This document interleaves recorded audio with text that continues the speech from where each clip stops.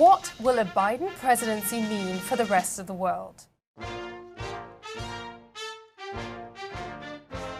Trump's America First policy translated into a pullback from its position as a world power willing to work with others. The president was interested in deals for the US economy and unconventional diplomatic publicity coups rather than long-term strategic partnerships. His erratic policy moves have shaken many long-standing allies to the core, first and foremost, the European Union. The EU has relied and depended on the US since its creation, and Washington traditionally welcomed its rise to an economic power in its own right. Trump was the first president to actively try to weaken the Union. His repeated criticism of its trade policies, even declaring some EU exports a threat to American national security, hit them hard. Now European capitals are hoping for some kind of return to normality, delighted and relieved by promises Joe Biden has long made to repair the damage Trump did to international relations. As DW's chief political editor, I've witnessed countless speeches by German Chancellor Angela Merkel, who held up the multilateralist ideal against Trump's resistance over those past 4 years. When Biden talks about foreign policy, what he says fits with her approach. His speeches are peppered with talk of working together, needing allies and partners, and building networks. Biden has sent a clear message throughout his campaign that America's allies just had to keep faith and wait for a new president. American security, prosperity, and our way of life require the strongest possible network of partners and alliances working alongside one another. Donald Trump's brand of American First has too often led to America alone. This should calm nerves in Berlin and Brussels, as well as Tokyo and elsewhere, nerves that have been jangling over this past 4 years. Trump broke a post-war taboo by sowing doubts over US commitment to NATO, telling allies to pay up or else. Biden, on this point, would seem to mark a return to an American commitment to the alliance above and beyond economic interests. NATO is at its heart, the very heart of NATO and our national security. More than that, it is an alliance of values. It's an alliance of values. Working cooperatively with other nations to share our values and goals doesn't make America, as it seems to imply in this administration, suckers. But does that mean NATO will see a return to the good old days where the US was a generous, dependable mother of all allies? I ran Biden's comments by a leading transatlantic think tank.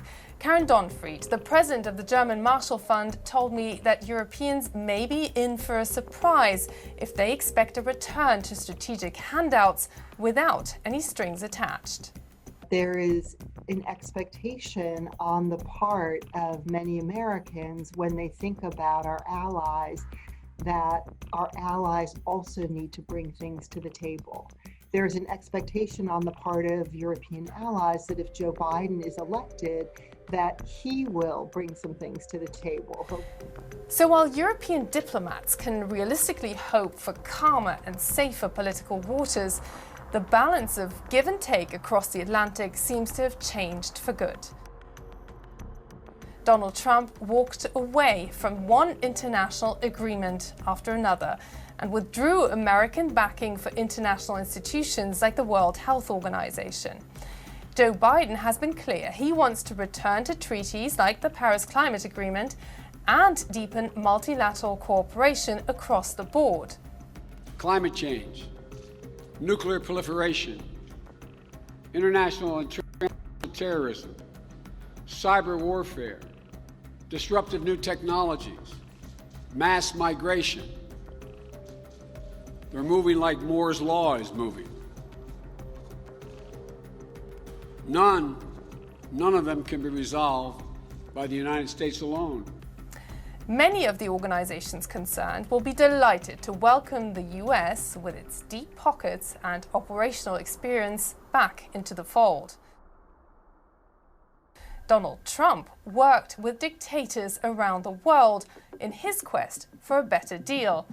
Biden says he will only offer US support to countries who make commitments to democracy and human rights.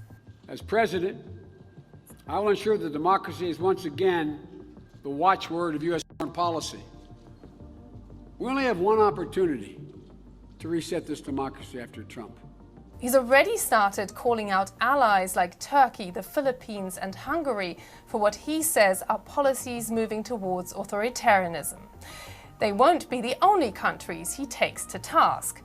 Donald Trump's disinterest in common global trade rules effectively helped paralyze the World Trade Organization. Joe Biden says he wants to push current trade regimes forward, and he's in a hurry to set terms for future trade. China can't afford to ignore half the global economy if we're united. That gives us substantial leverage to shape the future rules of the road on everything from the environment to labor to trade to technology to transparency, so we can continue to reflect the democratic interests and values, America's interests and values, not China, not Russia's. He says the West has no time to lose in staking out the principles and rules for the global economy's new digital era. We have to ensure that 21st century technologies are used to promote greater democracy, shared prosperity, not to curb freedom and opportunity, either at home or abroad. As new technologies shape our economies and societies, we have to ensure that these engines of progress are bound by laws and ethics. Big data technology is a significant factor in fueling distrust between the United States and China, but it's only one of many. China is one of the few foreign policy areas where Trump and Biden agree. They both see it as a key threat to US interests. We need to get tough with China. If China has its way, it's going to keep moving and robbing US firms of our technology, intellectual property. Biden is expected to maintain pressure on allies to reject Chinese firm Huawei's 5G technology. And that's not the only frustration that Republicans and Democrats share about Beijing. When China joined the World Trade Organization, it agreed to a series of reforms that it has not put into place. And so there is a shared view that we need to be tougher with China on those agreements. But there's also a number of global issues on which Biden is expected to seek closer cooperation with China. There are a whole set of other issues where I believe a Biden administration would recognize the importance of working with China, whether that's to respond to the climate crisis, whether that's to manage a pandemic. Rather than openly antagonizing Beijing, Biden is likely to try to work with China on some issues while trying to maintain a tough stance on others. Trump simply dumped the Iran nuclear deal designed to keep it from developing nuclear weapons. Biden has long trumpeted his intention to directly reverse that decision. If Tehran returns to compliance with the deal, I would rejoin the agreement.